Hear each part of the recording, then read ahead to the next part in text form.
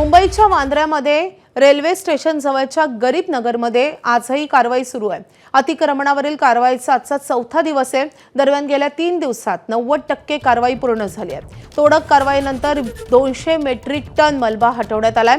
कारवाईच्या दुसऱ्या दिवशी पोलिसांवर दगडफेक करण्यात आली होती, त्यामुळे पोलिसांचा मोठा पोलीस बंदोबस्त आजही तैनात करण्यात आला आहे।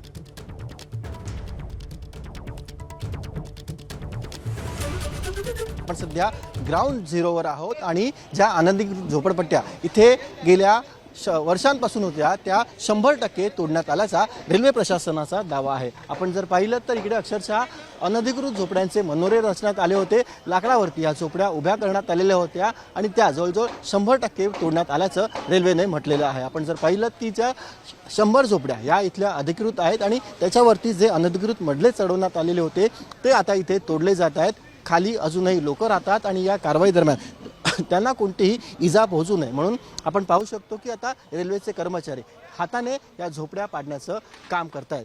जवळजवळ 100% झोपड्या ज्या अनधिकृत होत्या त्या तोडण्यात आलेल्या आहेत। आता जो मलबा इथे जमा झालेला आहे, जे ढिगारे उपसण्याचं सध्या काम सुरू आहे, JCBच्या मदतीने हे सगळे ढिगारे उपसले जात आहेत। गेल्या वर्षानुवर्षे इकडे अशा प्रकारे अनधिकृत झोपडपट्टी बसवण्यात आलेली होती आणि वर्षानुवर्षे त्याच्यात वाढ होत होती। अखेर हे प्रकरण कोर्टात गेलं आणि आता कोर्टाच्या आदेशानंतर ही सगळी कारवाई गेल्या 4 दिवसांपासून सुरू आहे।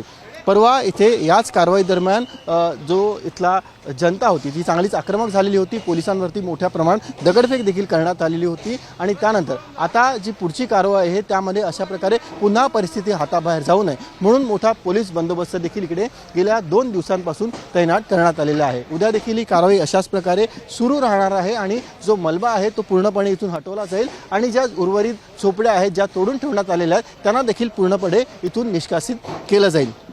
रेल्वेचं असं म्हणणं आहे की ही सगळी रेल्वेची जागा आहे आणि इथे वांद्रे परिसरात सध्या वाहतुकीच्या मोठ्या अडचणीला लोकांना सामोरं जावं लागतं। अनेकदा इथून पुढे वांद्रे टर्मिनस आहे, तिथे जाताना अनेकांच्या वाहतूक कोंडीमुळे ट्रेन देखील त्यांच्या चुकतात। हा सगळा एरिया हा पुन्हा एकदा रेल्वेने रिक्लेम केल्यानंतर इथे रस्त्याचं रुंदीकरण केलं जाईल, जेणेकरून वांद्रे परिसरात येणाऱ्या लोकांना कोणतीही होणार नाही असा दावा देखील रेल्वेकडून करण्यात येतोय।